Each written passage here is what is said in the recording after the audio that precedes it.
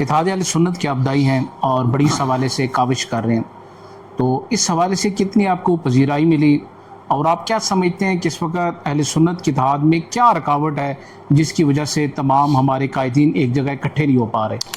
یہ جب بھی کوئی آواز اتحاد کے بارے میں اٹھائی جاتی ہے یا کوئی وہ جو فائرنگ ہے، آگ کی جو فائرنگ ہے گالیوں کی، وہ جب بند ہوتی ہے تو درمیان سے اچانک کچھ لوگ اٹھتے ہیں، وہ گالیاں دینا شروع کر دیتے ہیں، دوستوں کو پگڑیاں اچھالتے ہیں، کفر کے فتوے لگاتے ہیں، دائرہ اسلام سے خارج کرتے ہیں، مغلظات منہ سے نکالتے ہیں، پھر آگ لگ جاتی ہے۔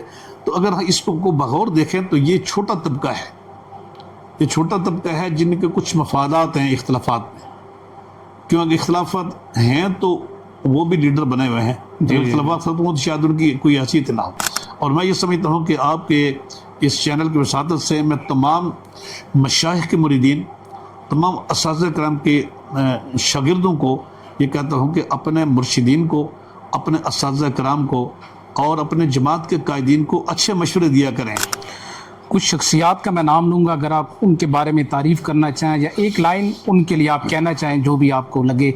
سب سے پہلے ابو الخیر پیر سید حسین الدین شاہ صاحب دامت برکاتہم العالیہ، ان کے بارے میں آپ کیا کہنا چاہیں گے؟ وہ ایک ایسی معتبر اور سکہ شخصیت ہیں کہ جنہوں نے بہت کام کیا ہے، 70-75 سال سے ان کا خاندان دین اسلام کی خدمت کر رہا ہے، اور وہ سچے سید اور پکے اور صحیح العقیدہ عالم دین۔ ماشاءاللہ۔ کنز العلماء ڈاکٹر محمد اشرف آصف جلالی صاحب کے حوالے سے آپ کیا کہیں گے؟ جو گالی کلچر ہے، گالی گلوچ، پگڑیاں اچھالنے کا جو رویہ ہے، خواہ یہ ان کی طرف سے ہو یا کسی اور کی طرف سے، وہ قابل مذمت۔ صحیح ہو گیا۔ میں اس کے لیے ایک بات 20 کے بار کہہ چکا ہوں، خواہ وہ ڈاکٹر آصف اشرف صاحب کی اپنی طرف سے ہو، ان کے ماننے والوں کی طرف سے ہو یا دوسری کسی بھی سائڈ سے، گالی کلچر جو ہے وہ ہمارا نہیں ہے۔ امیر اہل سنت حضرت علامہ مولانا محمد الیاس اتار قادری رضوی بانی دعوت اسلامی، ان کے حوالے سے آپ کیا کہیں گے؟ یہ انہوں نے بھی بڑا کام کیا ہے ماشاءاللہ۔ وہ دیکھیں، اگر ہم خامیاں تلاش کرنے لگے تو پھر تو ہر ایک میں خامیاں ہر ایک سے مل جاتی ہیں، لیکن کام کیا انہوں نے، بہت بڑا کام کیا، ایک جماعت بنائی ہے اور ایک تاریخ چلائی ہے، اور اس جماعت نے پوری دنیا پر اسلام پھیلایا ہے۔ اور ہم ان کا بھی بہت احترام کرتے ہیں اور بہت عزت کرتے ہیں۔ اللہ تبارک و تعالیٰ ان کو جزائے خیر عطا فرمائے، ان کی جماعت بہت کام کر رہی ہے۔ بے شک ان کے یعنی وہ بہت سادگی ہے، اور ہم یہ نہیں کہہ سکتے کہ ان کے پاس علم کم ہے یا کم نہیں ہے، لیکن انہوں نے جو علماء تیار کیے ہیں اور جو انہوں نے جو ادارے بنائے ہیں وہ بہت بڑا کام کر رہے ہیں۔ اس کی کیا وجہ ہے کہ باقی منتھس جو ہوتے ہیں وہ پرامن گزر جاتے ہیں، تو جیسے ہی ماہ رمضان المبارک کا چاند دیکھنے کے لیے ہوتے ہیں تو اختلاف آ جاتا ہے؟ بلکہ اس میں اس سوال کو بھی ایڈ کر لیں، اس سال کے ابھی یہ جو سال گزرا ہے، ماہ رمضان المبارک کا چاند دیکھا، اس ماہ کا چاند نظر نہیں آیا، لیکن پھر نیکسٹ ڈے جب یکم رمضان تھی، لوگوں نے کہا چاند بہت بڑا تھا، مرکزی رویت ہلال کمیٹی سے کوئی غلطی ہو گئی ہے، انہوں نے ایک روزہ کھا گئے ہیں، ایسے الفاظ سوشل میڈیا پر پورے ماہ رمضان میں چلتے رہے ہیں۔ تو اس حوالے سے تھوڑی سی وضاحت فرمائیں۔ فلسطین کی صورتحال پر آپ کیا کہیں گے؟ شدید بربریت ہے وہاں پر، غزہ میں اس وقت لاکھوں شہداء ہیں، اور اسی حالیہ دنوں میں جو وہاں پر صورتحال ہے، تمام مکاتب فکر کے علماء نے ایک فتویٰ دیا جس میں مفتی اعظم پاکستان مفتی منیب الرحمان صاحب بھی یہاں اسلام آباد تشریف لائے، خطاب فرمایا۔ اس حوالے سے تھوڑی سی گفتگو فرمائے۔ اور اس کے بعد جو ہم نے دیکھا ہے، چند شرپسند عناصری میں کہوں گا ان کی جانب سے جو علماء کا مذاق اڑایا گیا ہے، میں بلکہ ذکر کروں گا ہمارے پاکستان کے سیاسی رہنما فواد چودھری، انہوں نے کہا ہے کہ سب پھر سارے جہاد میں چلے جائیں تو یہ ملک مولویوں کے حوالے کر کے چلے جائیں۔ بسم اللہ الرحمن الرحیم، الصلاۃ والسلام علیکہ یا سیدی یا رسول اللہ۔ معزز ناظرین السلام علیکم، میں ہوں آپ کا میزبان محمد نقیب الرحمان چشتی، اور آپ دیکھ رہے ہیں ہمارا پروگرام NM پوڈ کاسٹ۔ ناظرین، آج ہم موجود ہیں اسلام آباد میں، اور ہمارے ساتھ ممتاز عالم دین موجود ہیں جن کو آپ مختلف ٹی وی چینلز پر اور کئی پلیٹ فارمز پر دیکھتے ہیں۔ آج کی نشست میں ہمارے ساتھ موجود ہیں مفتی اہل سنت مفتی ضمیر احمد ساجد صاحب، جو کہ ممبر ہیں مرکزی رویت ہلال کمیٹی پاکستان کے، اور صدر ہیں تنظیم المدارس اہل سنت پاکستان برائے پنجاب و اسلام آباد۔ آپ سربراہ ہیں مرکزی دارالعلوم اسلام آباد کے۔ میں حضرت کو دل کی تھا گرامی سے خوش آمدید کرتا ہوں۔ السلام علیکم۔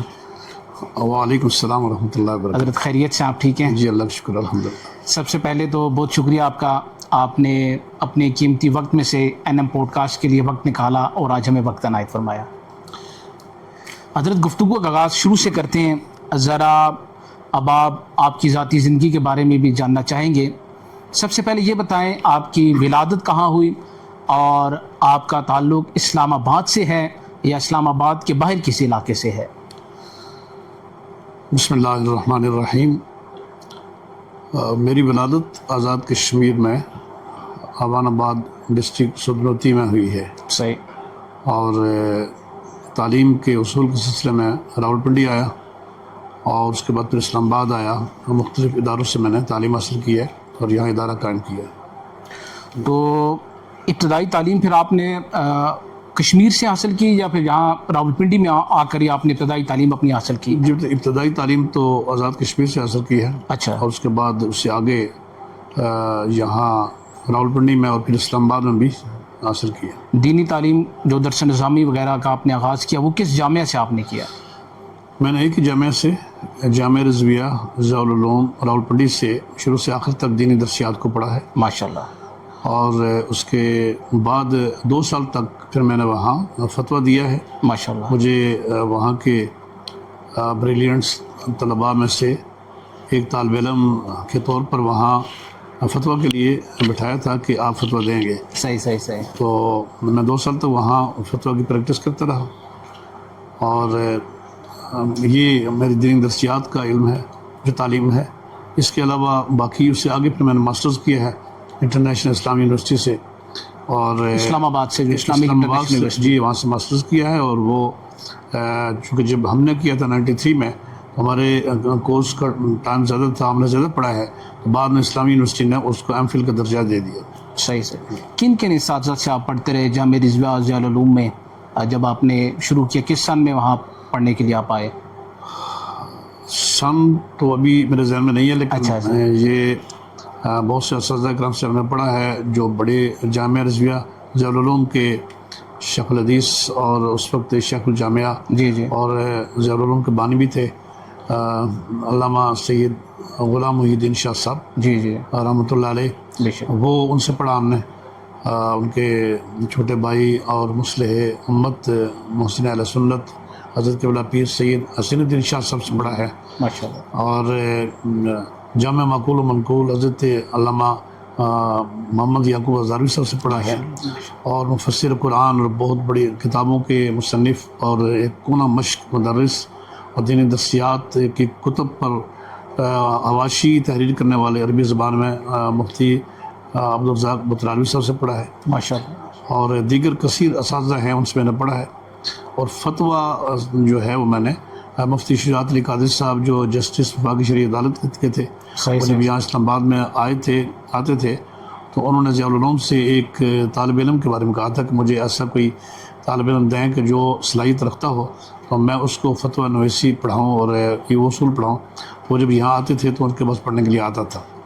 تو اس طرح دینی درسیات ضیاء العلوم سے اور انٹرنیشنل اسلامی یونیورسٹی سے اس کے بعد پڑھاؤں.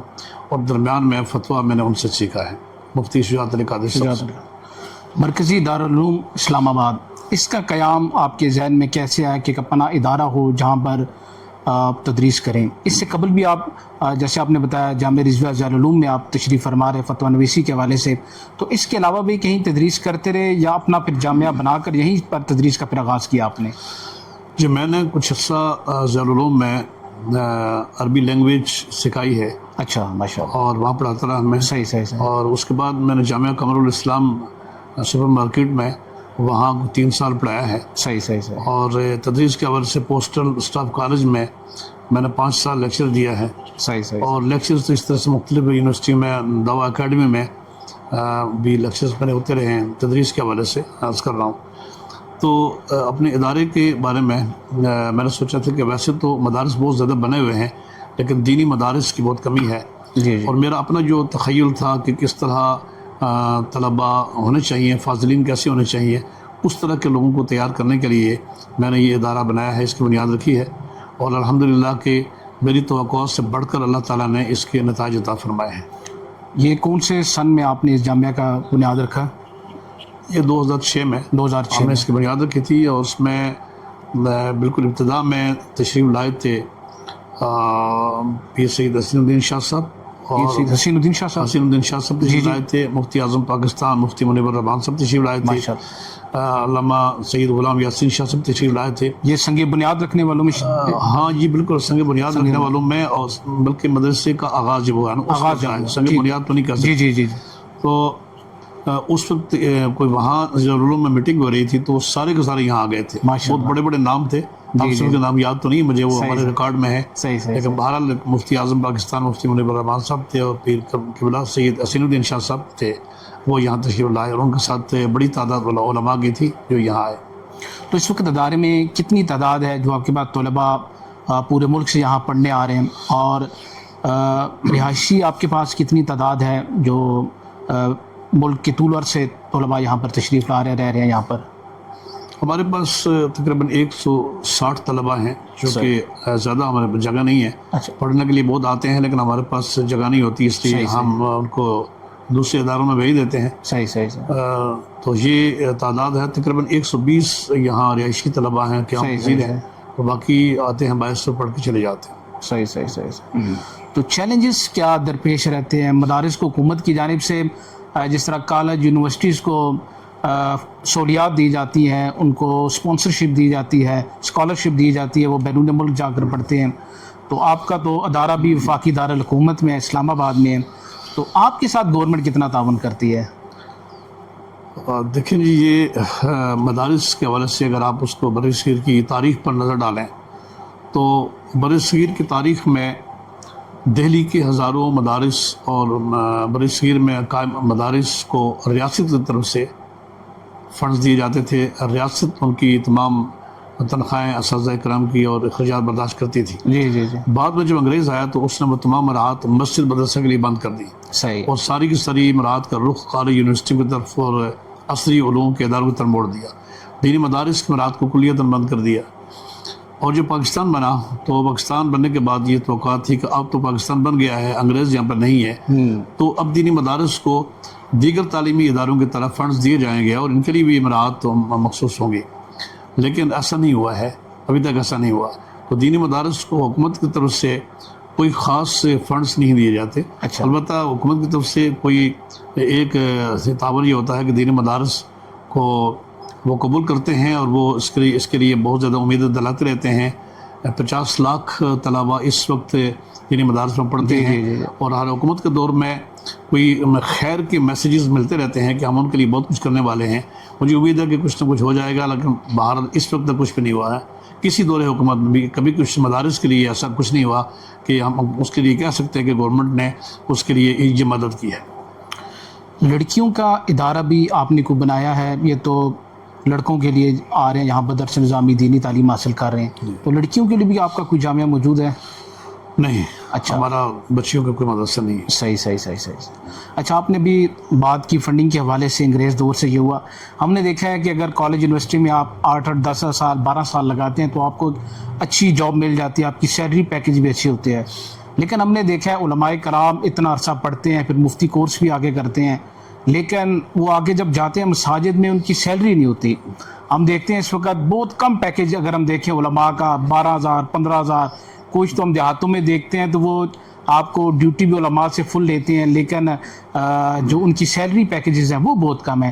تو آپ کیا سمجھتے ہیں یہ جو پورے پاکستان میں ہم دیکھتے ہیں علماء کے پیکیجز جو کم ہیں؟ اب تو دیکھتے ہیں کہ گورنمنٹ کا آپ دیکھتے ہیں بجٹ آتا ہے تو سب کی تنخواہیں آپ ہوتی ہیں، لیکن علماء کے ساتھ کوئی ایسا سلسلہ نہیں ہوتا. تو آپ کیا وجہ سمجھتے ہیں ہمارے معاشرے میں کیا وجوہات ہیں کہ علماء کو ہم اس طرح فیسیلیٹیٹ نہیں کرتے جس طرح ہمیں کرنا چاہیے؟ دیکھیں، جو علماء مساجد میں ڈیوٹی اس طرح انجام دیتے ہیں جی جی یا مدارس میں پڑھاتے ہیں، جی جی، پورے برصغیر میں جو علماء کرام کے حوالے سے یہ بات دیکھی جاتی ہے کہ ان کو کوئی مراحت نہیں دی جاتی ہیں. جی جی. لیکن اس کے باوجود بھی مساجد میں علماء کرام پڑھاتے ہیں، مدارس میں پڑھاتے ہیں. کبھی علماء کرام نے کتبے نہیں اٹھائے ہیں کہ ہمیں پلاٹ چاہیے یا ہمیں حقوق دیے جائیں، کبھی ایسا نہیں ہوا. جی جی. تو ان چیزوں کو دیکھ کر اسلام کی حقانیت پر ایک دلیل ہمارے سامنے آتی ہے کہ جن چیزوں کو روکنے کے لیے انگریز نے ایڑی چوٹی کا زور لگایا تھا یہاں مدارس کو بند کرنے کے لیے، مساجد کو بند کرنے کے لیے کہ یہاں بالکل چراغ گل ہو جائے. وہ ظاہر ہے اگر ساری مراد بند کر دیں گے تو کوئی کتنا چل سکتا ہے. جی جی. لیکن اللہ تبارک و تعالیٰ نے مدد کی ہے. پبلک کے اور عوام کے دل دھڑکتے ہیں چونکہ بر صغیر پر جو ہمارے صوفیہ کرام کی اور علماء حق کی خدمات ہیں اور ان کی جو تعلیمات ہیں ان کی وجہ سے وہ جو دین کے جذبے ہیں اور دل و دماغ میں جو دین کی محبت راسخ ہوئی ہے اس کو آج تک کوئی بھی نکالنے میں کامیاب نہیں ہوا ہے. یہ لوگوں کی محبت مدارس کے ساتھ، مساجد کے ساتھ اور علماء کے ساتھ. جی جی جی. تو علماء کی بات سنتے ہیں. پوری دنیا میں جہاں چونکہ سازشیں کامیاب ہوئی ہیں جی جی جی. وہاں پر علماء کی آواز بند کر دی گئی. بند کر دی وہ نہیں بول سکتے ہیں. وہ نہیں بول لیکن پاکستان ایک ایسا ملک ہے کہ یہاں علماء کی آواز بند نہیں کی گئی ہے یا بند نہیں ہوئی ہے. بر صغیر کی پوری تاریخ میں بھی، انگریز کے دور میں بھی کوئی علماء کی آواز کو بند نہیں کر سکا. بند نہیں کر سکتے. اسی وجہ سے اسلام پھیلا ہے اور بر صغیر میں لوگ اسلام سے محبت کرنے والے بڑی تعداد میں. آپ مرکزی رویت ہلال کمیٹی کے بھی ممبر ہیں اور ہم دیکھتے ہیں ہر دفعہ ویسے تو پورا سال امن سے گزر جاتا ہے لیکن جب بھی ماہ رمضان کا چاند دیکھنے کے لیے یا عید الفطر کا یا عید الاضحیٰ کا ان ماہ کا چاند دیکھتے ہیں تو شدید اختلاف پایا جاتا ہے. تو اس کی کیا وجہ ہے کہ باقی منتھس جو ہوتے ہیں وہ پرامن گزر جاتے ہیں تو جیسے ہی ماہ رمضان المبارک کا چاند دیکھنے کے لیے ہوتے ہیں تو اختلاف آ جاتا ہے؟ بلکہ اس میں اس سوال کو بھی ایڈ کر لیں. اس سال کے ابھی یہ جو سال گزرا ہے ماہ رمضان المبارک کا چاند دیکھا، اس ماہ کا چاند نظر نہیں آیا لیکن پھر نیکسٹ ڈے جب یکم رمضان تھی لوگوں نے کہا چاند بہت بڑا تھا، مرکزی رویت ہلال کمیٹی سے کوئی غلطی ہو گئی ہے، انہوں نے ایک روزہ کھا گئے ہیں. ایسے الفاظ سوشل میڈیا پر پورے ماہ رمضان میں چلتے رہے ہیں تو اس حوالے سے تھوڑی سی وضاحت فرمائیں. دیکھیں میں یہ دعوے سے کہہ سکتا ہوں کہ پوری دنیا پر چاند دیکھنے کے حوالے سے جو قواعد و ضوابط اور اصول کی بنیاد پر پاکستان میں چاند دیکھا جاتا ہے اور مرکزی رویت ہلال کمیٹی پاکستان اس کا اہتمام کرتی ہے، یہ آپ کو کہیں نہیں ملے گا. صحیح.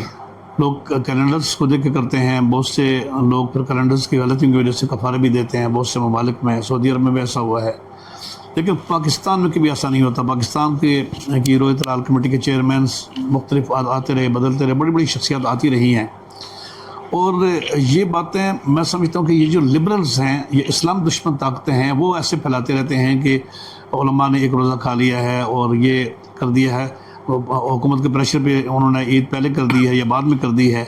تو یہ بتائیں کہ علماء کو روزہ کھانے کا فائدہ کیا ہے یا حکومت کو کوئی عید کا دن تبدیل کروانے کا کیا فائدہ ہے؟ کسی حکومت کو کیا فائدہ ہے کہ وہ کہیں عید اس دن نہیں کرنی ہے اور دوسرے دن کرنی ہے؟ اور پھر یہ ہے کہ اسلام تو ہمیں یہ کہتا ہے کہ ظن المومنین خیرا، کہ مومنین کے بارے میں اچھا گمان کریں. یہ بدگمانی ہمارے اندر نہیں ہونی چاہیے کہ جو چوٹی کے علماء ہیں، پاکستان کے چوٹی کے علماء جہاں بیٹھے ہوئے ہیں، ان کے تقوی و طہارت پر اتنا شک کیا جائے کہ یہ محض ایک کھیل تماشے کے لیے بیٹھے ہوئے ہیں کہ لوگوں کا روزہ کھاتے ہیں. یہ انتہائی افسوس کی بات ہے، ایسا بالکل نہیں ہے اور نہ ایسا سوچنا چاہیے. لیکن وہ جو لوگ ہمارے نادان لوگوں کو بھڑکاتے رہتے ہیں اور لبرلز ہیں جو ایسے شوشے چھوڑتے رہتے ہیں، اصل میں یہ سب کارستانیاں ان لوگوں کی ہوتی ہیں اور ہمارے لوگ جو ہیں وہ اس سے واقف نہیں ہوتے. جہاں تک دو عیدوں کا تعلق ہے، وہ ایک ہم نے دیکھا ہوگا کہ پورے پاکستان میں دوسری عید کا سوائے یا کے پی کے کہیں کوئی تصور نہیں تھا. نہ بلوچستان میں ہوتا ہے، نہ سندھ میں ہوتا ہے، نہ پنجاب میں ہوتا ہے، نہ اسلام آباد میں ہوتا ہے، نہ ہی آزاد کشمیر میں ہوتا ہے، نہ گلگت بلتستان میں ہوتا ہے. سب مرکزی رویت ہلال کمیٹی پاکستان کے فیصلے کے مطابق عمل کرتے ہیں.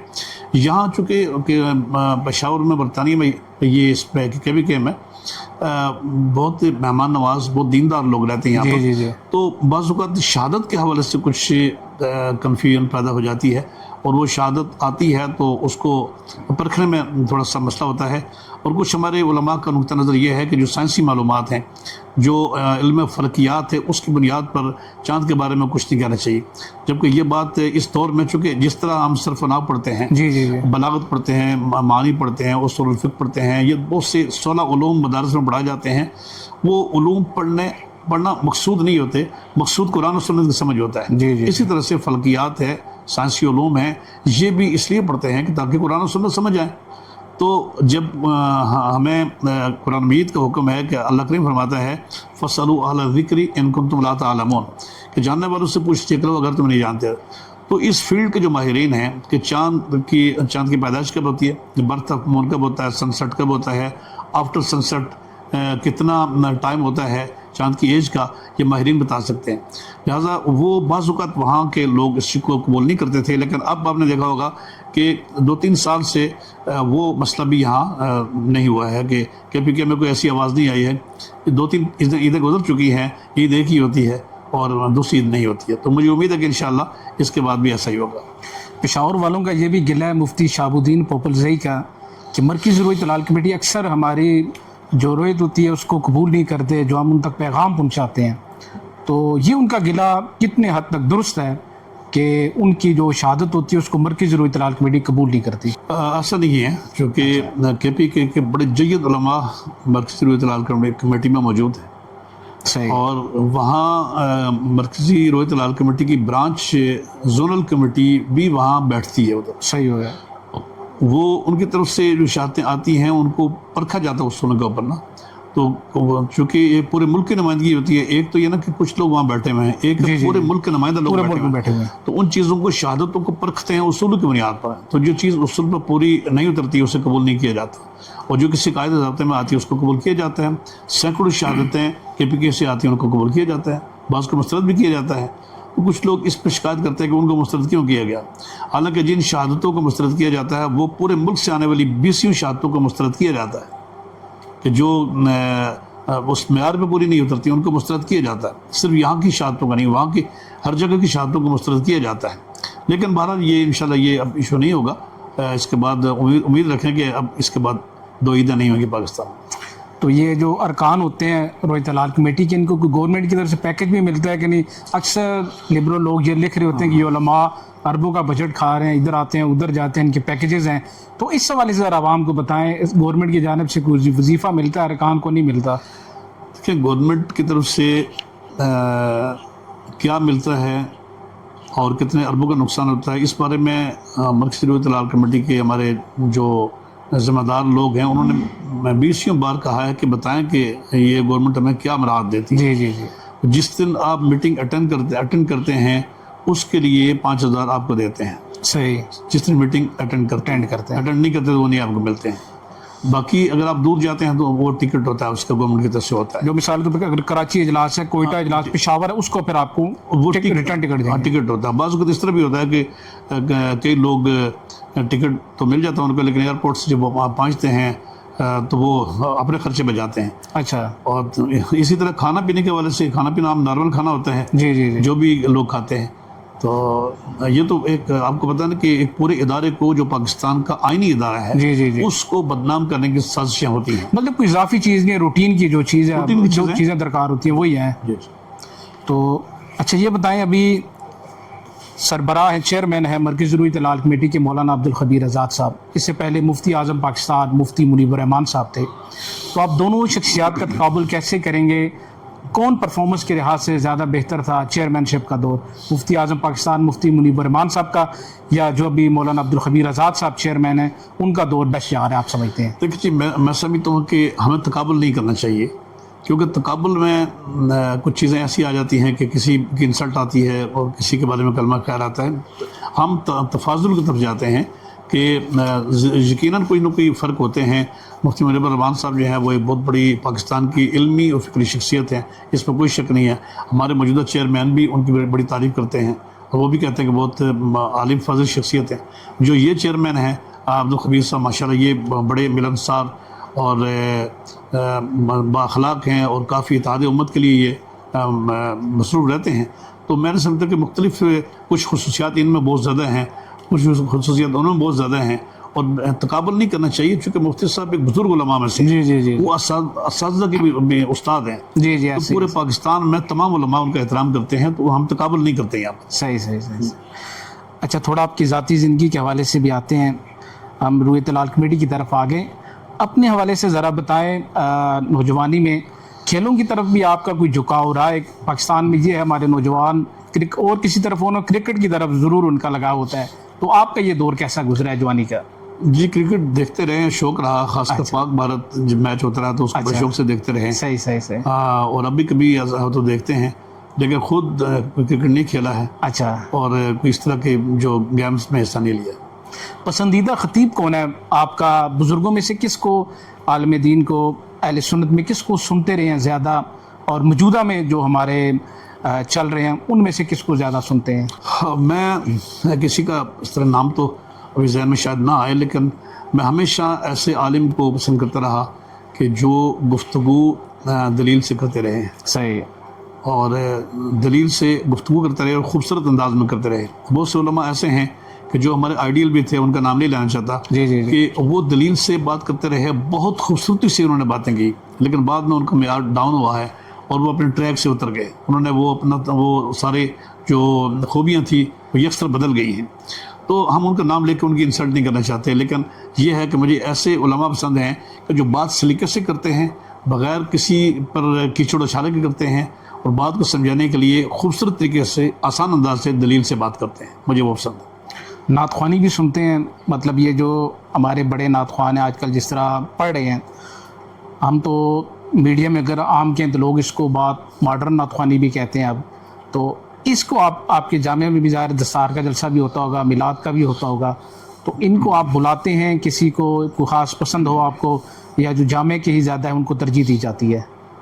لیکن نعت تو میں بہت سنتا ہوں، ماشاء اللہ، اور نعت سننے کے لیے بےتاب رہتے ہیں. صحیح، میں یہ سمجھتا ہوں کہ ہمارے ایک دور گزرا ہے آج سے 20 سال 15 سال پہلے کے جو لوگ جنہوں نے نعتیں پڑھی ہیں، جی جی، تو میں اب بھی وہی کہیں سے نکال کے سنتا رہتا ہوں. صحیح صحیح، تو وہ جو بعد میں یہ جو ڈم ڈم کی نعت خانے ہیں اور یہ ناچنے کی جی جی، اور یہ زرق برق لباس پہن کے دولے بن کے نعتیں پڑھنے کی ہیں، تو یہ چونکہ اس نعت کا جو تقدس ہے، ساز کے ساتھ نعتیں پڑھ جو لوگ پڑھتے ہیں، جی جی جی، نعت کا تقدس پامال ہوتا ہے. کمال ہو رہا ہے. جو کوئی جتنی بھی اچھی نعت پڑھ رہا ہو، جب وہ ساز کے ساتھ پڑھتا ہے، یا وہ اچھلتا ہے اور ناچتا ہے، یا وہ مائک لے کر گھومتا ہے، یا وہ دونوں کا لباس پہنتا ہے، تو ایک دم نعت سے توجہ ہٹ جاتی ہے. اور میں ایسے نعت خانوں کو ہرگز پسند نہیں کرتا. کچھ شخصیات کا میں نام لوں گا، اگر آپ ان کے بارے میں تعریف کرنا چاہیں یا ایک لائن ان کے لیے آپ کہنا چاہیں جو بھی آپ کو لگے. سب سے پہلے ابو الخیر پیر سید حسین الدین شاہ صاحب دامت برکاتہم العالیہ، ان کے بارے میں آپ کیا کہنا چاہیں گے؟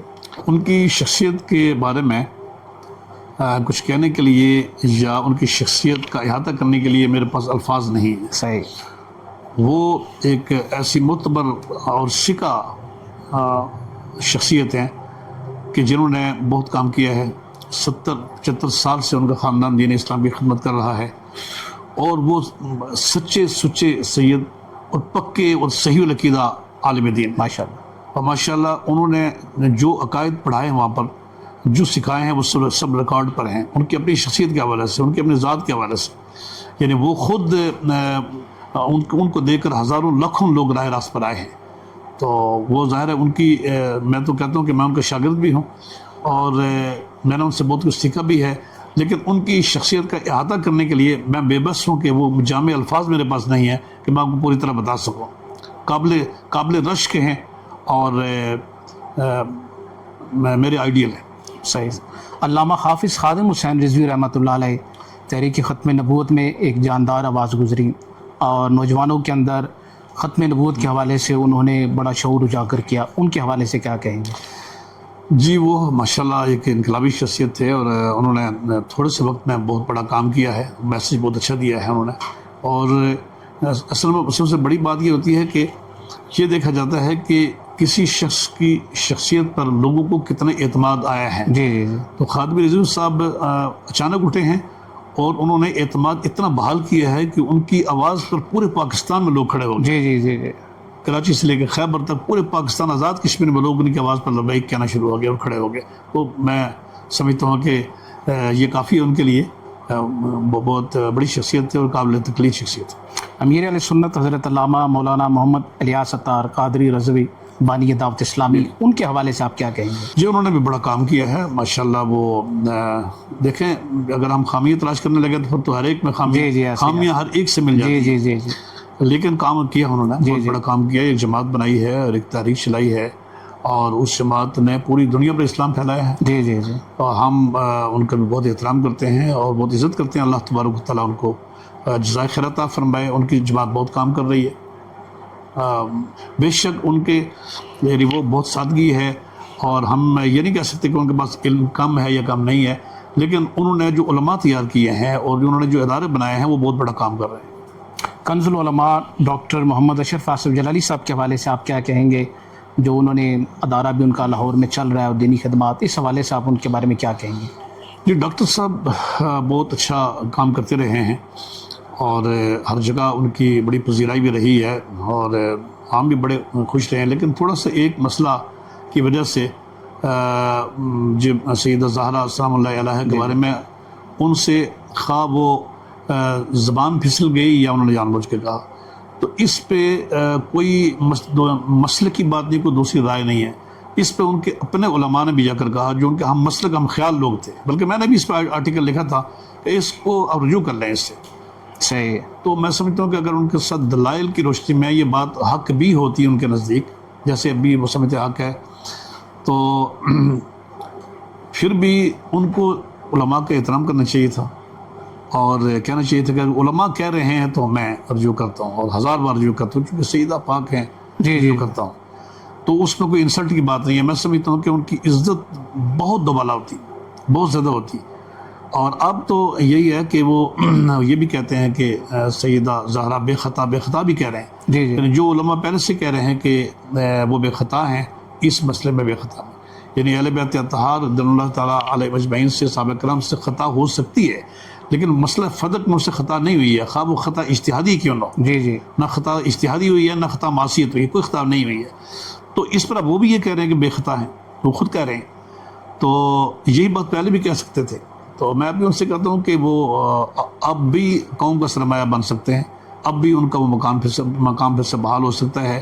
یہ قدورتیں ختم کرنے کے لیے ویسے بھی میں اس طرف کوشش کر رہا ہوں آج کل، لیکن اگر وہ اس سے رجوع کر لیں اور اعلان کر دیں کہ ٹھیک ہے میں رجوع کر لیا، علماء کی بات مان لیے، تو میرا خیال ہے کہ یہ ان کے لیے بھی خیر کی بات ہے اور قوم کے لیے خیر کی بات ہے. آپ نہیں سمجھتے کہ دوسری طرف سے سختی زیادہ ہے؟ ایک بندہ جو تحریک تحفظ ناموس رسالت صلی اللہ علیہ وسلم کے لیے میدان اول میرا دھرنے ہوں، مظاہرے ہوں، وہ صف اول میرا، ایک ایسے شخص کو عوام کے سامنے گستاخ بنا کر پیش کر دیا گیا یا مختلف الفاظوں سے نوازا گیا، تو یہ تھوڑی زیادتی ہو گئی ان کے ساتھ. دیکھیں جی، میں آپ کو یہ بتاتا ہوں کہ یہ جو گالی کلچر ہے، گالی گلوچ پگڑیاں اچھالنے کا جو رویہ ہے، خواہ یہ ان کی طرف سے ہو یا کسی اور کی طرف سے، وہ قابل مذمت. صحیح ہو گیا. میں اس کے لیے ایک بات 20 کے بار کہہ چکا ہوں، خواہ وہ ڈاکٹر آصف اشرف صاحب کی اپنی طرف سے ہو، ان کے ماننے والوں کی طرف سے ہو یا دوسری کسی بھی سائڈ سے، گالی کلچر جو ہے وہ ہمارا نہیں ہے.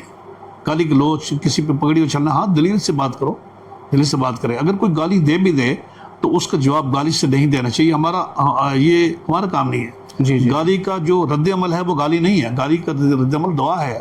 سرکار دو عالم صلی اللہ علیہ وسلم نے گالیاں دینے والوں کے لیے دعائیں فرمائی. تو میں سمجھتا ہوں کہ کہیں سے کسی سائڈ سے بھی گالی جو آتی ہے وہ ٹھیک نہیں ہے. اتحاد اہل سنت کے ابدائی ہیں اور بڑی اس حوالے سے کاوش کر رہے ہیں، تو اس حوالے سے کتنی آپ کو پذیرائی ملی اور آپ کیا سمجھتے ہیں کہ اس وقت اہل سنت کے اتحاد میں کیا رکاوٹ ہے جس کی وجہ سے تمام ہمارے قائدین ایک جگہ اکٹھے نہیں ہو پا رہے؟ بڑا اہم سوال آپ نے کیا ہے. اتحاد اہل سنت کے حوالے سے میں نے دیکھا ہے کہ تقریباً شخصیات ایسی ملوث ہو گئی ہیں کہ لوگ اپنا حصہ اختلاف میں ڈالتے نظر آ رہے ہیں. صحیح. کوئی بندہ ایسا کھڑا مجھے نظر نہیں آیا استقامت کے ساتھ کہ وہ کہے کہ یہ نہیں ہونا چاہیے اور ہم یہ نہیں کرنے دیں گے. ہم سب کو آپس میں ملاتے ہیں. کہ جتنے بھی شخصیات جن کے نام آپ نے لیے ہیں، بہت سے لوگ ایسے جن کا نام آپ نے نہیں بھی لیے، کوئی ضروری نہیں کہ نام لیں، یہ سب ہمارے لوگ تھے. ایسے ہی ہے. سب ہمارے لوگ ہیں. آج دشمن کیوں بن گئے ہیں؟ ان اختلافات کی وجہ سے دشمن بن گئے ہیں. تو یہ اختلافات جو ہے یہ بیٹھ کے ٹھیک کیے جا سکتے ہیں. تو میں سمجھتا ہوں کہ میں نے یہ قدم اٹھایا ہے. میں نے بہت سی شخصیات سے بات کی ہے. میں نے سوشل میڈیا پر بھی شیئر کیا ہے. بہت سے لوگوں نے اس پر اپنی رائے بھی دی ہے، لوگوں نے اپریشیٹ کیا ہے.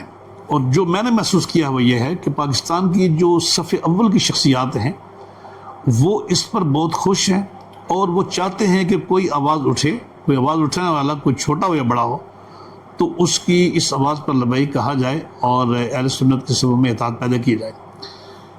یہ جب بھی کوئی آواز اطاعت کے بارے میں اٹھائی جاتی ہے یا کوئی وہ جو فائرنگ ہے، آگ کی جو فائرنگ ہے گالیوں کی، وہ جب بند ہوتی ہے تو درمیان سے اچانک کچھ لوگ اٹھتے ہیں، وہ گالیاں دینا شروع کر دیتے ہیں، دوسروں کو پگڑیاں اچھالتے ہیں، کفر کے فتوے لگاتے ہیں، دائرہ اسلام سے خارج کرتے ہیں، مغلظات منہ سے نکالتے ہیں، پھر آگ لگ جاتی ہے. تو اگر اس کو بغور دیکھیں تو یہ چھوٹا طبقہ ہے. یہ چھوٹا طبقہ ہے جن کے کچھ مفادات ہیں اختلافات میں. کیوں اگر اختلافات ہیں تو وہ بھی لیڈر بنے ہوئے ہیں. اختلافات ختم ہو تو شاید ان کی کوئی حیثیت نہ ہو. صحیح. تو وہ اختلافات کو جاری رکھنا چاہتے ہیں، بہت سے دیگر مفادات بھی ہیں، تو اگر بڑے لوگ ایک فیصلہ کر لیں تو چھوٹے خود بخود اختلافات کو چھوڑ دیں گے. ان کے چھوٹوں کو منتیں کرنے کی ضرورت نہیں ہے، نہ انہوں نے اس طرح چھوڑنا ہے. لیکن بڑے لوگ سارے کے سارے اس چیز کے ساتھ متفق ہیں.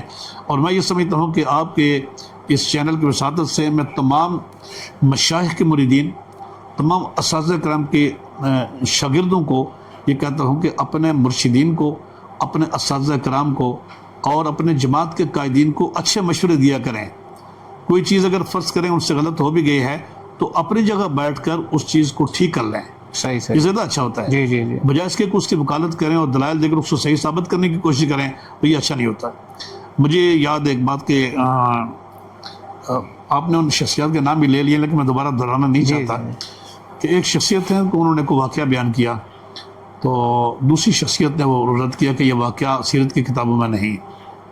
جس شخصیت پر اعتراض ہوا وہ خاموش ہو گئے. انہوں نے کہا ٹھیک ہے، وہ جو واقعہ تھا کہ بڑھیا ڈالتی تھی، کوڑا ڈالتی تھی. ایک شخصیت نے بیان کیا، دوسری شخصیت نے رد کیا کہ یہ نہیں ہے، تو فی الواقع ہے بھی نہیں. تو جس شخصیت نے بیان کیا تھا انہوں نے رد سننے کے باوجود کوئی جواب نہیں دیا، کسی تو خاموش ہو گئے. تو اب اس شخصیت کے ایک شاگرد اٹھے تو انہوں نے کوئی 20 حوالے سوشل میڈیا پہ لگائے ہوئے ہیں کہ یہ واقعہ قرآن مجید کے اندر موجود ہے. اچھا. یہ واقعہ سرے سے من گھڑت ہے اور اس واقعہ کا کوئی نام و نشان تک نہیں ہے، تو اس کو ابو جہل کی بیوی کے اوپر جا کر لگانا اور دلائل سے ثابت کرنا یہ انتہائی سینہ زوری ہے، یہ علم نہیں ہے. علم نہیں ہے. تو اس طرح علماء کے شاگردوں کو چاہیے کہ وہ اپنے استادوں کو، اپنے پیروں کو اور جماعت کے قائدین کو اچھے مشورے دیا کریں. آپ کیا سمجھتے ہیں جس طرح سنی اتحاد کونسل صاحبزادہ حاجی فضل کریم رحمۃ اللہ علیہ کی قیادت میں اس میں تمام قائدین ایک پلیٹ فارم پہ ایک وقت میں اکٹھے ہو چکے تھے، کیا آپ دیکھ رہے ہیں جو آپ کاوش کر رہے ہیں، مختلف مشائخ سے، قائدین سے مل رہے ہیں کہ ہم کسی سطح پر سیاسی طور پر ایک پلیٹ فارم پر ہماری جماعتیں ایک نشان پر لڑیں، یا اگر نہیں بھی لڑتی تو امیدوار ایک دوسرے کے مقابلے میں نہ آئے، ایسی کوئی صورتحال فضا آپ کو بنتی نظر آ رہی ہے؟ جی امید کی جا سکتی ہے، کیونکہ اس سے زیادہ تباہی اور کیا ہوگی. جی جی. کہ اگر آپ بحثیت اہل سنت میں دیکھیں، ویسے تو ایک دور ایسے جا رہا کہ اس میں فرقہ واریت کی بھی، دیگر مسالک کے درمیان بھی کوئی چپکلش کی کوئی گنجائش نہیں ہے. جی جی. لیکن آپ اگر اپنی اہل سنت کی آواز کو اسمبلی میں دیکھنا چاہتے ہیں اور ایک مضبوط آواز کو دیکھنا چاہتے ہیں تو اطاعت کرنا پڑے گا. صحیح صحیح. اگر آپ نہیں کریں گے، اختلاف کرتے رہیں گے تو یوں بکھرے رہیں گے، آپ کی کوئی آواز نہیں ہوگی. اگر آپ اپنی آواز کو مؤثر بنانا چاہتے ہیں اور اپنی آواز کو عوام تک پہنچانا چاہتے ہیں اور وہاں کھڑے ہو کر بات کرنا چاہتے ہیں تو اطاعت کرنا پڑے گا. فلسطین کی صورتحال پر آپ کیا کہیں گے؟ شدید بربریت ہے وہاں پر، غزہ میں اس وقت لاکھوں شہداء ہیں، اور اسی حالیہ دنوں میں جو وہاں پر صورتحال ہے، تمام مکاتب فکر کے علماء نے ایک فتویٰ دیا جس میں مفتی اعظم پاکستان مفتی منیب الرحمان صاحب بھی یہاں اسلام آباد تشریف لائے، خطاب فرمایا. اس حوالے سے تھوڑی سی گفتگو فرمائے. اور اس کے بعد جو ہم نے دیکھا ہے چند شرپسند عناصری میں کہوں گا ان کی جانب سے جو علماء کا مذاق اڑایا گیا ہے، میں بلکہ ذکر کروں گا ہمارے پاکستان کے سیاسی رہنما فواد چودھری، انہوں نے کہا ہے کہ سب پھر سارے جہاد میں چلے جائیں تو یہ ملک مولویوں کے حوالے کر کے چلے جائیں. تو اس طرح سے جو لوگ عوام تو جہاد کا جذبہ رکھتی ہے لیکن پھر یہ جو لبرل علماء کے خلاف گفتگو کرتے ہیں، اس حوالے سے تھوڑی سی روشنی ڈالیں. دیکھیں علماء کرام نے جو بات کی ہے وہ کوئی انہوں نے حکومت پہ تنقید نہیں کی ہے. انہوں نے تو یہ نہیں کہا کہ ہم جہاد کے لیے جائیں گے، جی جی، یا ہمارے کوئی جس کا جی چاہے لٹھ اٹھا کر لٹھ لے کر وہ نکل پڑے. جی جی. انہوں نے یہ نہیں کہا. انہوں نے کہا کہ جو جہاد کرنا جانتے ہیں، جو جہاد کے ماہرین ہیں، ہماری پاک فوج ہے اور ہماری حکومت ہے، وہ سب قابل احترام ہیں. انہوں نے استداد سے بات کی ہے. انہوں نے پوری امت کے جو سربراہان مملکت ہیں اور پوری امت کی جو فوج ہے اس کے بارے میں ریکویسٹ کی ہے کہ اپنے مسلمان بھائیوں کے لیے تعاون کریں اور وہ جہاد کریں. انہوں نے یہ کہا. انہوں نے یہ نہیں کہا کہ افراتفری مچا دیں، اپنے ملک کو توڑ پھوڑ کریں اور یہ بے ہنگم نعرے لگانا شروع کر دیں، ایسا انہوں نے یہ نہیں کہا. باقی ہم رہے یہ لبرلس کی باتیں، وہ میں پہلے آپ سے بات کر چکا ہوں کہ بات ساری اعتماد کی ہے. جی جی جی.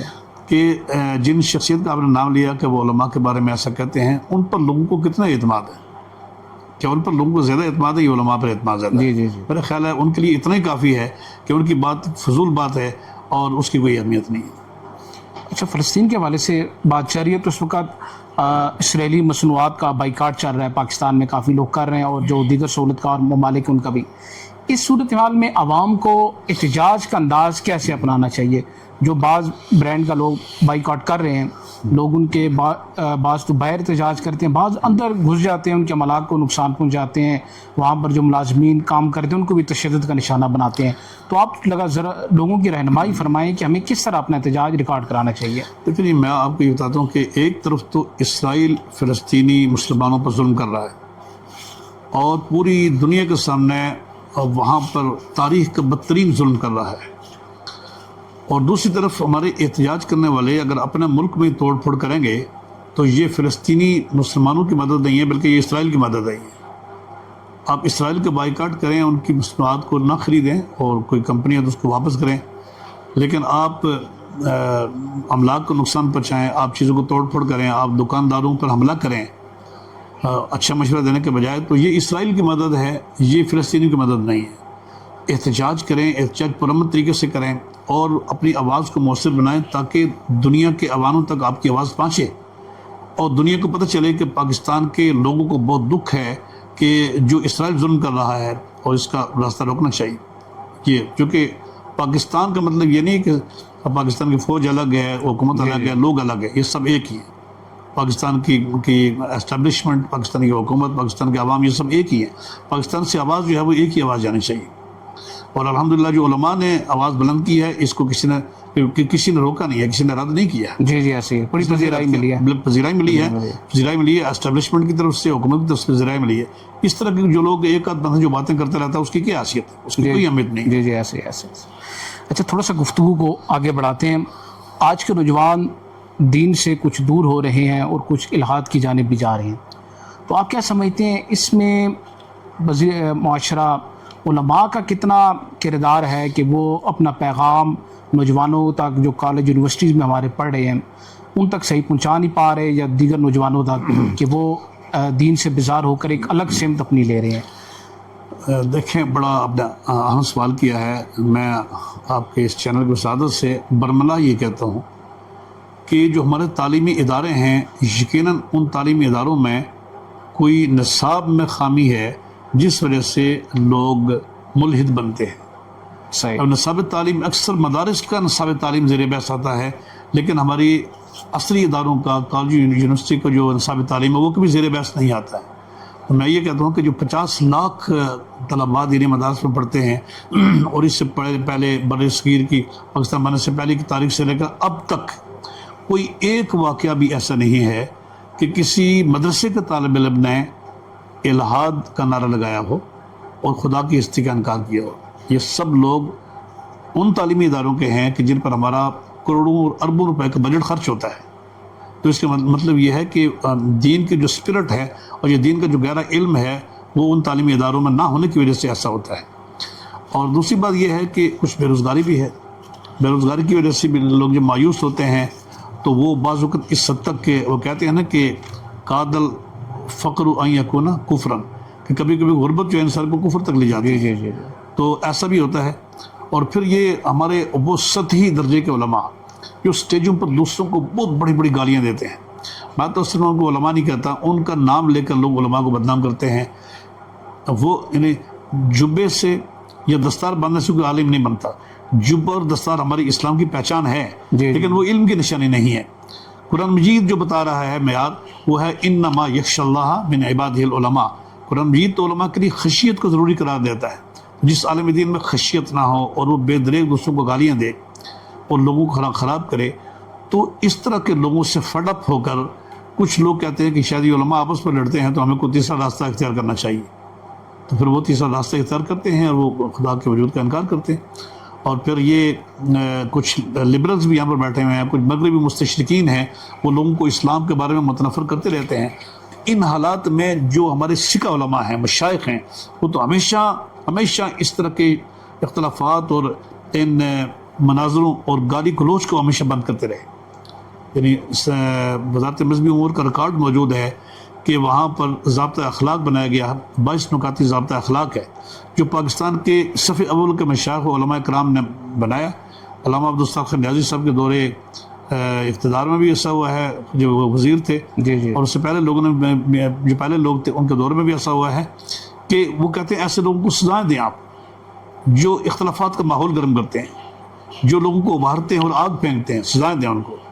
تو اس سے ہم اندازہ کریں کہ یہ جو لوگ الحاد کی طرف جاتے ہیں، کچھ اس طرح کے حالات کی وجہ سے بھی وہ اسلام سے متنفر ہوتے ہیں. اسلام سے متنفر ہونے کے بعد کی تو ایسے میں آج کل تو سوشل میڈیا پر خود ساختہ محقق بھی بن گئے ہیں. کوئی انجینئر ہے، پلمبر ہے، وہ بھی دین کی بات کرتا ہے، اپنے آپ کو ترجمان سمجھتا ہے. اور انجینئر علی مرزا کو آپ دیکھ لیں، وہ کسی ادارے کا فاضل نہیں ہے، لیکن اس وقت وہ کوئی ہستی ایسی اس سے محفوظ نہیں ہے جس پر اس نے فتویٰ نہ دیا ہو. وہ چاہے ہمارے اکابر علماء ہوں، بزرگان دین ہوں، ان کے خلاف فتویٰ بازی کرتا ہے. تو آپ کیا سمجھتے ہیں ایسے لوگوں کا کیسے بائیکاٹ کیا جائے، عوام تک علماء پیغام پہنچا سکے؟ ایک بندہ جو خود عالم نہیں ہے وہ لوگوں کی کیا رہنمائی کرے گا؟ ہاں دیکھیں، فتنے تو آتے رہیں گے اور فتنے آتے بھی رہے ہیں، اور جن کا آپ ذکر کر رہے ہیں میں نے آج تک کبھی ان کی کسی ویڈیو کلپ میں جوئے کے اڈوں کے خلاف بات کرتے ہوئے میں نے نہیں سنا کبھی. صحیح. فحاشی کے اڈے، جو بدکاری کے اڈے بنے ہوئے ہیں، ان کے بارے میں ان کو بات کرتے ہوئے میں نے نہیں سنا. شراب کے اڈے جو لوگ بنا کے بیٹھے ہوئے ہیں، اور شراب پینے کے لیے جو لوگ باتیں کرتے ہیں کہ شراب حلال ہے، کبھی انہوں نے اس کے بارے میں کوئی بات نہیں کی ہے. اسی طرح سے جو پاکستان میں بڑے بڑے بحران آئے ہیں، اور ایک چادر چار دیواری جی کے حوالے سے، پردے کے حوالے سے جو آوازیں اٹھائی گئی ہیں، مغرب صدا کچھ لوگوں نے پردے کے حوالے سے آوازیں اٹھائی ہیں، اسلامی سزاؤں کے بارے میں آوازیں اٹھائی ہیں، کبھی یہ لوگ بولتے ہوئے آپ کو نظر نہیں آئیں گے. اس طرح کے لوگ ہیں، یہ ہیں، کچھ اور لوگ بھی ہیں جی کہ وہ ہمیشہ اعتراض علماء پر کرتے ہیں، اور علماء میں اور مشائخ میں سے جو ان کی ہزاروں خامیاں ہیں، جو ہزاروں خوبیاں ہیں، جی ان کو چھوڑ کر وہ کوئی ایک آدھ خامی لے کر اس کی بات کرتے ہیں، اس کو ہائی لائٹ کرتے ہیں، ان کی خدمات کا ذکر نہیں کرتے، انہوں نے جو کام کیا اس کا ذکر نہیں کرتے، اور بڑی بڑی شخصیات کی کوئی ایک آدھ بات لے کر اس کے اوپر وہ کافی تنقید کرتے ہیں. جی. میں سمجھتا ہوں کہ ایسے لوگ ہمیشہ یہ بیرونی اشاروں پر چلتے ہیں، اور جو اسلام دشمن طاقتیں ہیں ان کے ایجنڈے پر کام کرتے ہیں، اس کے علاوہ کوئی اور نہیں ہے. تو یہ لوگوں کو سمجھنا چاہیے ایسی باتیں. اب تو وہ کافی حد تک وہ ایکسپوز ہو گئے ہیں، ایکسپوز ہو رہے ہیں، اور لوگوں کو پتہ چل گیا. کافی حد تک پہلے نہیں پتہ تھا، تو لوگوں کو پتہ چل گیا. اب یہ دیکھیں نا کہ یہ ہماری فوج کو بدنام کرنے کے لیے کیا کچھ ہوا ہے، ہمارے علماء کو بدنام کرنے کے لیے لوگ کیا کرتے ہیں، ہمارے پاکستان کے اداروں کو بدنام کرنے کے لیے، لیکن یہ کبھی اس پہ انہوں نے دفاع نہیں کیا. یہ دفاع ان لوگوں پر، یہ مستشرقین کا دفاع کرتے ہیں، یہ لبرلز کا دفاع کرتے ہیں، ایسے یہ ملحدین جو باتیں کرتے ہیں اسلام کے خلاف باتیں کرتے ہیں، یہ اس کا دفاع کرتے ہیں. یہ پھر علماء پر اعتراض کرتے ہیں، جو علماء ان کے دفاع کرتے ہیں علماء پہ اعتراض کرتے ہیں. تو یہ ایجنڈا ہمارا تو نہیں ہے، یہ غیر مسلم طاقتوں کا ایجنڈا ہے. اچھا، اسی گفتگو تھوڑا آگے بڑھاتے ہیں. انجینئر کے جو فالوور ہیں وہ اس بات پہ بڑی تنقید کرتے نظر آتے ہیں. اولیاء کرام کی جو کرامات مختلف کتابوں میں ملتی ہیں، وہ کہتے ہیں ایسا نہیں ہو سکتا. اگر یہ ایسی کرامات دکھاتے ہیں تو آج یہ جو سجادہ نشین بیٹھے یہ ایسی کرامتیں کیوں نہیں دکھاتے؟ تو یہ کہتے ہیں، لوگوں کو سمجھاتے ہیں، عقلی سائنسی بات کرتے ہیں، یہ واقعہ کیسے ہو سکتا ہے. تو اس حوالے سے تھوڑی سی کرامت کے حوالے سے گفتگو فرمائیں. جو انکار کرنے والے ہیں وہ ہمیشہ کوئی بھی چیز جو ان کو خود نظر نہ آئے وہ اس کا انکار کر دیتے ہیں. وہ کبھی بھی حقائق اور دلائل کی طرف نہیں جاتے ہیں. وہ یہ کہتے ہیں، جو کفار مکہ تھے یا کفار تھے شروع کے اسلام جب پیش کیا گیا، وہ بھی یہی کہتے تھے کہ ہم اللہ کو اس وقت مانیں گے جب اللہ کو دیکھنا لیں. تو انہوں نے اللہ کو نہیں مانا ہے. بعد میں بڑے بڑے اہل علم آئے، ان کے دور میں اہل علم آئے ہیں، بڑے بڑے سائنسدان آئے ہیں، فلسفہ دان آئے ہیں. انہوں نے جب کھنگالا، قرآن کو دیکھا، حدیث کو دیکھا، تنقیدی نگاہ سے دیکھا، تو ہزاروں مسلمان ہو گئے. تو یہ لوگ جو کہتے ہیں کہ وہ کرامات نہیں ہیں، یہ ظاہر اس طرح کے جو فتنہ پھیلانے والے لوگ ہیں ان کی باتوں پر یقین کر کے ایسی باتیں کرتے ہیں. لیکن کرامات کا ذکر تو قرآن مجید کے اندر بھی موجود ہے. حضرت مریم علیہ السلام کا ذکر قرآن مجید میں موجود ہے. ان پر خشک درخت سے تر کھجوریں ٹپکتی ہیں اور وہ ان کو کھاتی ہیں. بے شک. حضرت آصف بن برخیہ کا جو بلقیس کا تخت بالکل موجود ہے. ایک عالم دین کا حضرت سلیمان علیہ السلام کی امت کا عالم دین ہے، وہ بلقیس کا تخت اٹھا کر لاتا ہے، پل بھر میں لاتا ہے. اس طرح کی کرامات قرآن مجید میں موجود ہے. ان کو انکار تو نہیں کرنا چاہیے. بے شک ان کو آج نظر نہیں آتی، لیکن ہے تو صحیح، قرآن میں ہے تو صحیح. اچھا گفتگو کا حضرت آگے بڑھاتے ہیں. شخصیات کے حوالے سے بات چل رہی تھی, ایک مس ہو گئی. حضور قبلہ عالم حضرت پیر علاؤ الدین صدیقی رحمۃ اللہ علیہ, آپ کی شخصیت کے حوالے سے کچھ ارشاد فرمائیں. جی, پیر علاؤ الدین صدیقی صاحب وہ عظیم شخصیت ہیں کہ وہ بھی میرے آئیڈیل ہیں, ماشاء اللہ. جنہوں نے اسلام کے لیے گراں قدر خدمات پیش کی ہیں, جنہوں نے خانقاہ اور یونیورسٹی کو اکٹھا کیا ہے, اور جنہوں نے اس خانقاہی نظام کو یونیورسٹی میں بھی داخل کیا ہے, جس کا ہم تھوڑی دیر پہلے شکوہ کر رہے تھے کہ تعلیمی اداروں میں جی جی جی دینی تعلیم نہیں ہے. تو پیر صاحب نے تصوف, تزکیہ کو اور یونیورسٹی کو اکٹھا کیا ہے, اور یہ ان کا کمال ہے. پھر اسی طرح سے انہوں نے پوری دنیا کے سینوں پر دستک دی ہے. پوری دنیا کے جو حکمران ہیں ان کو کہا ہے کہ تحفظ ناموس رسالت کا قانون ہر ملک میں ہونا چاہیے. برطانیہ میں آپ نے ایک بہت بڑی کانفرنس میں نقل کی تھی, جس میں تمام مذاہب کے سربراہ, برٹش پارلیمنٹ کے لوگ وہاں پر موجود تھے, اور وہاں پر برٹش پولیٹیشینس جو تھے ان کو بھی وہاں بلایا گیا تھا, اور تمام مسالک کے علماء بلائے گئے تھے, یہ تمام مذاہب کے علماء بلائے گئے تھے. اس میں انہوں نے یہ ایک ایجنڈا رکھا تھا کہ تحفظ ناموس رسالت کا قانون ہر ملک میں ہونا چاہیے. بے شک بے شک. تو سب نے اس پر زور دیا تھا کہ ہاں ایسا ہونا چاہیے. تو میں سمجھتا ہوں کہ یہ اتنی بڑی خدمت ہے, اگر آپ اسی خدمت کو لے رہے ہیں تو یہ بہت بڑی خدمت ہے, اور بہت بڑے فتنے کو ٹھوکر مارنے کی یہ بہت بڑی کاوش. اس کے بعد کی بات ہے کہ ایک خاتون نے جس کو بلاسفیمی کی بنیاد پر سزا ہوئی تھی, اور وہ گئی تھی انٹرنیشنل کورٹ آف جسٹس میں. صحیح. انٹرنیشنل کورٹ آف جسٹس کے فل بینچ نے کہا تھا کہ پیغمبر کی ذات فریڈم آف اسپیچ سے مابرا ہے. صحیح صحیح. اس کو سزا برقرار رکھی گئی تھی. برقرار کی گئی. تو پیر صاحب کی وہ آواز میں سمجھتا ہوں کہ یقیناً اس نے دستک دی ہوگی پوری دنیا کے اہل علم کو, ججز کو, حکمرانوں کو, اور آج بھی وہ آواز گونج رہی ہے کہ پوری دنیا پر جو یہ قانون ہونا چاہیے کہ نبیوں کی شان و گستاخی کو بڑا سختی سے روکنا چاہیے. تو ان کی بہت بڑی خدمات ہیں, انہوں نے اسلام کو بہت پھیلایا ہے یورپ میں, پوری دنیا پر, پوری امت پر ان کا بہت بڑا احسان ہے. اللہ تبارک و تعالیٰ ان کے درجات بلند کرے. آمین. جس طرح آپ نے ان کے حوالے سے بات کی, انہوں نے مختلف مکاتب فکر مذاہب کو اکٹھا کیا. آپ نہیں سمجھتے ہمارے اہل سنت میں کچھ جگہ بہت سختی ہے, اگر آپ کسی سرکاری اجلاس میں چلے جائیں, کسی جگہ دوسرے مکتبہ فکر کا کوئی عالم آپ کے ساتھ بیٹھ جائے, تو آپ کو ایک دم ایک تو اہل سنت سے خارج کر دیتے ہیں, آپ پر کوئی ٹیگ لگا دیتے ہیں. تو اس حوالے سے ذرا گفتگو فرمائیں کہ جو ہم میں یہ اتنی سختی آ چکی ہے کہ ہم اگر گورنمنٹ کے اجلاس میں بھی جاتے ہیں تو وہ ایک تصویر آپ کی ساری زندگی آپ کے ساتھ چلتی رہتی ہے کہ یہ ہمارے علامہ صاحب ہیں, مفتی اعظم ہیں, یہ فلاں کے ساتھ بیٹھے ہوئے ہیں, تو یہ فکر اعلیٰ حضرت پہ نہیں ہے. تو اس حوالے سے تھوڑی سی گفتگو فرمائیں. دیکھیں, جب قرآن و سنت اجازت دیتے ہوں تو پھر تو کسی کا اعتراض نہیں ہونا چاہیے. جی جی ایسے ہی ہے. نبی اکرم صلی اللہ علیہ وسلم نے یہ فرمایا کہ میں تمہیں, اس کا مفہوم یہ ہے کہ میں تمہیں دو چیزیں چھوڑ کر جا رہا ہوں, جب تک ان کو مضبوطی سے تھامے رہو گے کبھی گمراہ نہیں ہوگا. ایک اللہ کی کتاب اور دوسرا میری سنت ہے. تو قرآن مجید میں وہ آیت موجود ہے کہ اللہ کریم جل جلالہ نے اپنے حبیب کو حکم دیا ہے کہ قل تعالوا یا اہل الکتاب, کس طرح تھا, قل یا اہل الکتاب تعالوا الی کلمۃ سواء بیننا و بینکم, کہ اللہ کے حکم سے نبی اکرم صلی اللہ علیہ وسلم نے اہل کتاب کو مشترک امور پر دعوت دی ہے. مشترک امور کون سے ہیں؟ کہ اللہ ایک ہے, اس کے سوا ہم کسی اور کی عبادت نہیں کریں گے, اللہ پر اس پر جمع کریں, ان لوگوں کو بنائیں. بے شک. تو جب یہودیوں کو, اہل کتاب کو مشترک امور پر جمع کیا جا سکتا ہے, تو پاکستان میں دوسرے مسالک کے لوگوں کو بھی مشترک امور پر ایک جگہ بٹھایا جا سکتا ہے, اور ان کے ساتھ ایک جگہ بیٹھا جا سکتا ہے.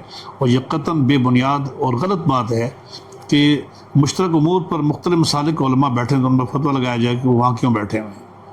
ان کو سوچنا چاہیے. اسلام بیٹھنے کی اجازت دیتا ہے. جی, اسلام اجازت دیتا ہے. حضرت بہت شکریہ آپ کا. گفتگو تو وہ طویل کر سکتے ہیں, نشست طویل ہو سکتی ہے. انشاءاللہ دوبارہ آپ کے ساتھ نشست رکھیں گے, انشاءاللہ جو سوالات رہ گئے ہیں انشاءاللہ پھر آپ کے ساتھ کریں گے. بہت شکریہ آپ کا. ناظرین, آج کے پروگرام میں ہمارے ساتھ موجود تھے مفتی اہل سنت مفتی ضمیر احمد ساجد صاحب, جن سے ہم نے مختلف عنوان پر سوالات کیے, اور یقیناً آپ نے سماعت فرمائے ہوں گے. آپ پروگرام کا فیڈ بیک ضرور دیجیے گا. انشاءاللہ ایک نئے پروگرام کے ساتھ, نئے مہمان کے ساتھ انشاءاللہ جلد آپ کی خدمت میں حاضر ہوں گے. اس وقت تک مجھے اور میری ٹیم کو اجازت دیجیے. السلام علیکم.